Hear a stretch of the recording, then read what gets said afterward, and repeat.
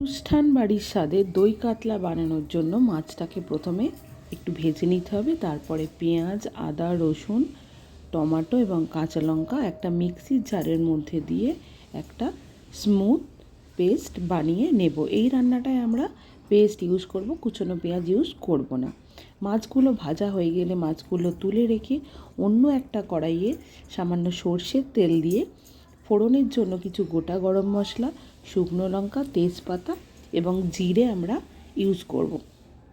এরপর কড়াইয়ের মধ্যে সমস্ত ফোড়নগুলো দিয়ে সামান্য নাড়তে থাকবো এবং ফোড়নগুলোর থেকে সুন্দর গন্ধ বের হলে আমরা যে পেস্ট বানিয়ে রেখেছিলাম পেঁয়াজ, আদা, রসুন, টমেটো এবং কাঁচা লঙ্কা, সেই পেস্টটা দিয়ে বেশ কিছুক্ষণ প্রায় 2-3 মিনিট সময় ধরে নাড়তে থাকবো যতক্ষণ না মশলার কাঁচা গন্ধটা পুরোপুরি চলে যায়।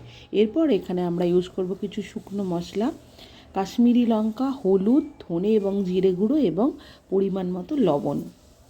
মশলাগুলো দিয়ে পেস্টটা আবার বেশ কিছুক্ষণ ধরে কষাতে থাকবো। কষানো হয়ে গেলে যদি মনে হয় মশলাটা লেগে যাচ্ছে, একটু জল দেবেন। আমি একটু জল ইউজ করেছিলাম। এরপর মশলাটা ততক্ষণ কষাবো যতক্ষণ না তেল ছাড়ছে। দেখুন আমার রান্নাটা থেকে অল্প অল্প করে তেল ছাড়তে শুরু করেছে। এরপর আমরা রান্নায় দেব রান্নার প্রধান উপকরণ দই। আমি দইটা একটু মিক্সিতে পেস্ট করে নিয়েছিলাম যাতে স্মুথ হয়। এই সময় গ্যাসের ফ্লেমটা একদম লো রাখবেন, হাই ফ্লেমে কোনোভাবেই দইটা ইউজ করবেন না।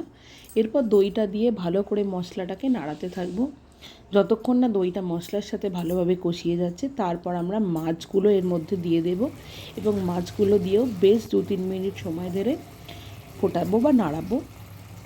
তারপর মাছগুলো রেডি হয়ে গেলে এর মধ্যে আমরা টেস্টের জন্য দেব সামান্য একটু গুড়, আপনারা প্রয়োজন হলে চিনি ইউজ করতে পারেন।